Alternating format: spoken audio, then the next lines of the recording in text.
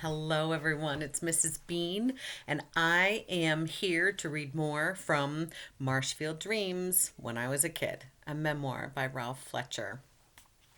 I can't even believe it, but we are more than halfway through the book, and we are about to read a chapter entitled Baseball. And it kind of makes me think about the baseball games that we might have been watching. There would have been one yesterday. The Red Sox would have been playing on Patriots Day. My husband was telling me that there would have been the game. There would have been the marathon, the Boston Marathon, and there would have been a daytime Red Sox game. But hopefully, everything that we're doing is making a difference. So we can look forward to fall sports. So this is called baseball, and here's Jimmy in the back of the car. I loved baseball almost as much as war. I played pickup games all over the neighborhood. Even when my friends weren't around, there were always enough kids in my family to form two teams. Many summer nights we played baseball for hours until finally Mom yelled from the house, "It's too dark! You can't even see the ball! Someone's going to get hurt!" We'd insist we could see the ball fine, but she'd make us come inside. When I joined a little league team, Dad signed Jimmy up for the team too. I enjoyed everything about baseball: the rules, coaches' signals, equipment, uniforms. But the game bored the heck out of my brother. The coach stuck him in right field, where he passed the time staring up at the sky or looking for bugs in the grass at his feet. One time a batter hit a solid line drive right at him, but Jimmy wasn't paying attention. He was on his knees digging for worms, or maybe ants. "Fletcher!" the coach screamed. Still kneeling, Jimmy looked up, calmly stuck out his glove, and caught the ball. Our team erupted in cheers. Jimmy grinned as if he had planned the whole stunt. Summer meant baseball, but for me, it meant hay fever, too. As the baseball rolled through the grass, it picked up pollen, which got on my hands when I picked it up, which got in my eyes when I touched them, which made them start to itch. When I rubbed my eyes, the itching got worse and worse. By the end of one little league game, my eyes were nearly swollen shut. Only Mom knew how to interrupt this cycle before I managed to tear my eyes from their sockets. She would bring me into the house and make me lie down on the couch. Then she'd fold a wet face cloth until it was 2 inches wide and place it over my tortured eyes. There was one good thing about being stuck inside on a summer day. Mom would turn on the TV. Or, excuse me. I'm so sorry. I keep having these little errors, so I'm just going to reread it. There was one good thing about being stuck inside on a summer day. Mom would turn the TV to the Red Sox game. The Boston Red Sox were my team, even though they weren't very good. They usually finished in 6th or 7th place, but I didn't care. They were my team, big leaguers who played at Fenway Park in Boston. Lying in the darkness with the wet cloth over my eyes, I could clearly picture the players on the field. The green monster, the 4 white bases on the brown infield, Curt Gowdy, the Red Sox announcer, describing the game inning by inning. The Red Sox may not have been the best team, but it seemed to me that our players had the most terrific names: Pumpsy Green, Carl Yastrzemski, Felix Mantilla, Bill Mombuket. Some afternoons I lay on the couch with that wet face cloth soothing my inflamed eyes, softly repeating Bill Mombuket over and over just because I loved the sound of that name.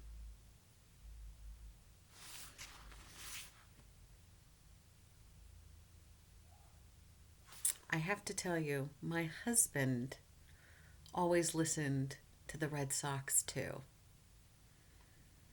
And there is something magical about falling asleep, listening to the announcer's voice, just, you know, relaying the game.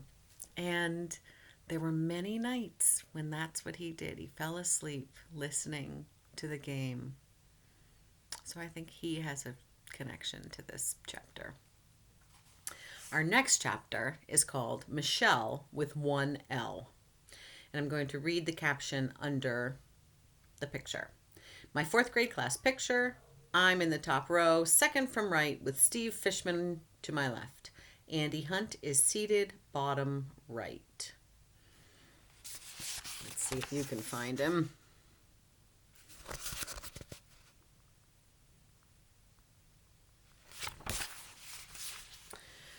For once, Mom told me before I heard it from Karen Ehrenberg. She was going to have another baby. This is it, the last puppy, she promised. 8 kids plus 2 parents equals 10 Fletchers, which sounded like a nice round number to me. Really? Lainey asked Mom. Really, Mom said, stroking my sister's hair. And I really think this one's going to be a girl. I don't believe it, Lainey replied, folding her arms. Jimmy and I went to Uncle Paul and Aunt Louise's house in Rhode Island. While I was there, I met a girl named Michele who was about my age. Michele lived 2 houses away from Louise and Paul. She wasn't my cousin, but she might as well have been, because she was over their house all day, every day. When we got into the station wagon to go to the beach, Michele piled in with us. She'd be there to eat a popsicle, or a grilled hot dog, or a fat slice of watermelon with everybody else. Do you know how to spell my name? She asked me one night. A bunch of us had been playing Monopoly outside on the porch. Sure, I printed the letters. Michelle on some paper. Wrongo! Look! She took the pencil from me and underlined the Hell part of what I'd written. When I was born, my mom said, there will be no hell in my Michele. Get it? That's why my name's spelled with only one L. She bent forward and carefully erased one of the L's. The thing is, her mother's plan didn't work. There was hell in Michele, lots of it. She was wilder than any of us. At the beach, she swam far out, wriggled out of her bathing suit, and tossed it into the air. At Brooms, she stole wax lips and chocolate cigarettes. She knew all kinds of swears and dirty jokes, and she said them so cheerfully it always made me laugh. One rainy afternoon, we were sitting around at Michele's house, bored stiff. Let's play mass, she suggested. Okay, my cousin Paul agreed. I'll be the priest. I'm the priest, Michele told him. The boys snorted at that. You're a girl, Jimmy told her. You can be a nun. I'm not going to be a nun, Michele replied calmly. It was my idea. Plus, I've got Necco wafers for communion. That was a yummy kind of candy, and you can still find them at certain stores. My grandmother always had a package of them. They're about this big. They're discs, and they were all different flavors. They definitely had like a licorice taste too. The black ones did. But so they were thin little wafers, Necco wafers. That shut everyone up. We ran down to the basement and mass began. At first, Michele tried to leave everyone in a church song, but nobody knew the words. My cousin Chris jumped up and started fake praying in Pig Latin. Ewe, Ankthe, Odgay. Michele didn't appreciate everybody goofing around. Shut up, she yelled, holding the pack of Necco wafers. Line up if you want to receive Holy Communion. My cousin Donna was first in line. She knelt down so Michele could put a white wafer onto her pink tongue. Suddenly, we heard a yell from upstairs. Ice cream truck! Everybody bolted for the stairs. I started to leave, but Michele grabbed my arm.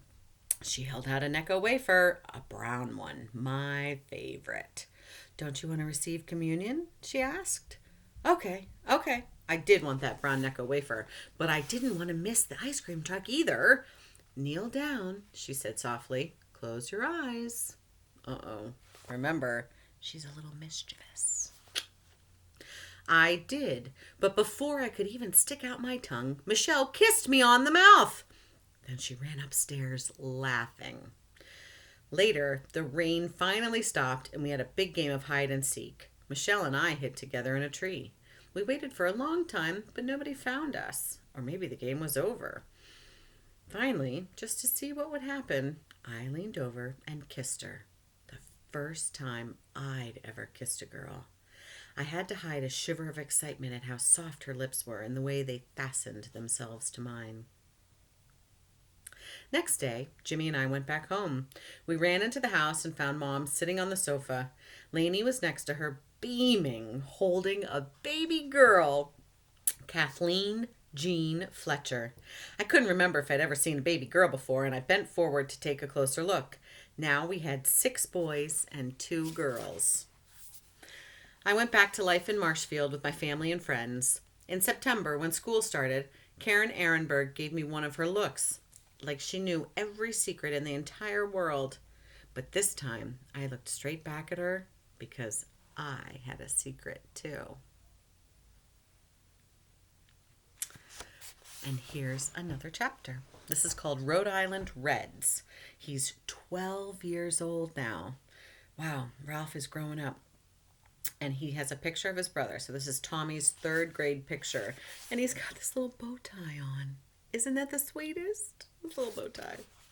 My little Oliver would wear a bow tie for his pictures too. One afternoon, Mom took a nap with Joey and Kathy, the baby. Dad wanted to keep the house quiet, so he took the rest of us shopping at a department store. When we walked in, I noticed a big commotion in one corner. Lots of people, noise, and excitement. We walked over to check it out. Baby chicks! There must have been hundreds of them, little fur balls, peeping like that crazy in a long, low cage. What a racket! They're so adorable, Lainey said, kneeling down. The chicks were a rusty red color, scurrying this way and that, falling all over each other, one cuter than the next. Dad talked to the man who seemed to be in charge. What kind are they? These are Rhode Island Reds, the man explained. It's an exceptional breed, very high-class chickens. I'll have to take your word for it, Dad said, smiling. Can we buy one, Dad? Jimmy asked. I guess so, Dad replied. We can? I asked. I stared at my brother and he stared back, both of us unable to believe what we'd just heard. Really, Dad? Lainey asked. Sure, why not? Dad said, smiling. Can I pick it out? Tommy asked. No fair, let me pick it. How about you each pick one? Dad suggested. Each? Our eyes popped open wide. 6 chicks? I still couldn't believe it. But before Dad could change his mind, we quickly told the man which one we wanted. He scooped up the chicks one after another and put them into a small cardboard box. That'll be $3, the man told Dad. Bag of chicken feed goes another $2. Dad handed him a 5. I thought the price was amazingly cheap. Since I was the oldest, Dad let me carry the chicks out to the car. Everybody kept pushing, trying to peek into the box, talking all the same time. Quiet, Lainey said. You'll make them nervous. What are you, their mother? Jimmy demanded. They're just babies, Lainey shot back. They're scared. When we got home, we ran into the kitchen, eager to show Mom. She'd just woken up from her nap, and she still looked groggy. Baby chicks? She stared at Dad. Have you lost your mind? He smiled at her. Baby chicks grow into hens. Have you ever eaten a fresh egg? Not store-bought? Fresh? I don't believe I have. Mom still wasn't smiling. They're delicious, he told her. In a few months, we'll be eating fresh eggs every morning. Yes, and no doubt a few of them will start laying golden eggs, Mom replied with a pretend smile. I can't even imagine. She has all these kids running around and now she has 6 chicks. But I bet they were really cute. We each named our chicks. I called mine Sunshine. Tommy named his Goldie. He really loved Goldie and kept picking her up, cuddling her, and petting her downy back. But the next morning we found Goldie lying on her side, peeping weakly. Peeping weakly. What's wrong? Tommy asked fearfully. I'm not sure, Mom said in a gentle voice, but it's possible that you squeezed Goldie too hard and broke her neck. You killed it, Jimmy told him. I did not, Tommy yelled back. Shh, Tommy told Jimmy. We don't know for sure what happened. I don't want Goldie to die, Tommy said, bursting into tears. But there wasn't much we could do. Dad put some chicken feed in the box. Goldie looked up at that mountain of food, but she was too weak to eat. Goldie died. We buried her in the backyard on the other side of the stream. I want Goldie! I want Goldie! Tommy kept saying. Now I don't have no baby chick. You don't have any baby chick, Mom corrected him. That's just what I said. Tommy couldn't stop crying, and I couldn't stand to hear one of my brothers or sisters bawling like that. Stop crying, I told him. But Goldie's dead. Look, you can share my chick with me, okay? I offered. Sunshine is nice. Really? Tommy said, brightening a little. Mom gave him a tissue so he could blow his nose. But you can't squeeze its neck, I told him. Promise? I promise, Tommy said, wiping his nose. And when she starts laying eggs, I said, you can't squeeze the eggs or they'll break. I won't, Tommy promised. You gotta be gentle. Gentle, Tommy repeated, though I seriously doubted he understood the meaning of that word. Ooh, the next chapter is called Fresh Eggs. Let's read one more. And this is a picture of Lainey, and she's in 4th grade. The 5 remaining chicks grew fast. They gobbled up the bag of chicken feed in less than 2 weeks, and Dad had to go back for another bag, and another right after that. As the chicks got older, their looks changed. They weren't quite so round and fuzzy anymore, but what they lost in cuteness, they gained in spunk. Pretty soon, they could hop out of their box and run around the backyard. They'd stay in a group, walking around, pecking at seeds, ants, and spiders.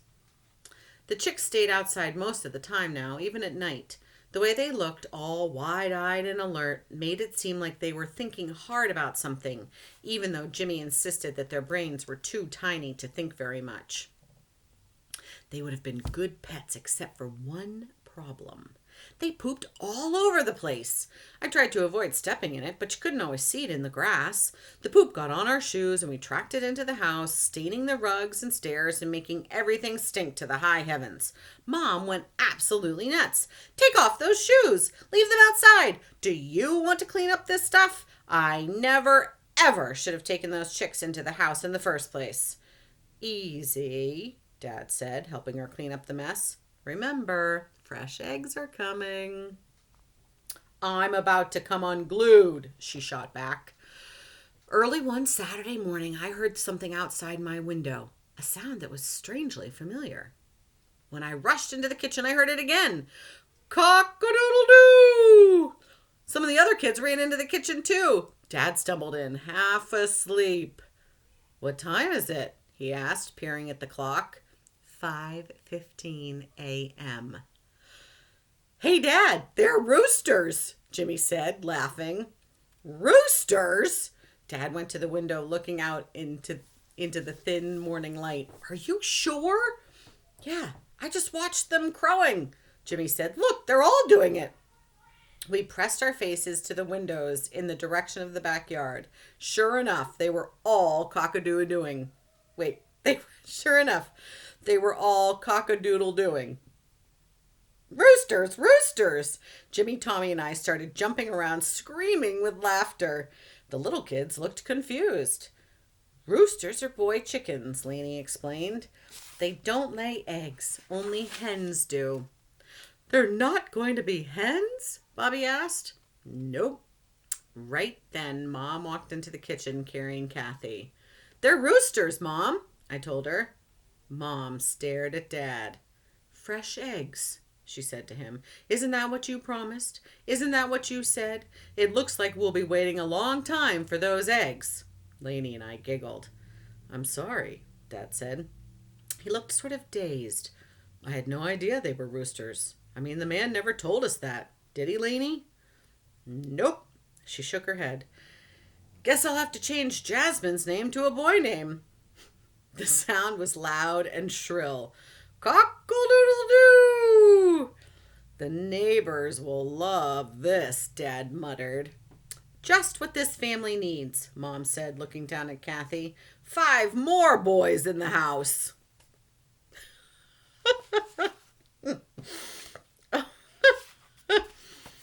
Oh, I appreciate the way she thinks about that, because sometimes I look at our dog, who's female, and I think she's the only other female around.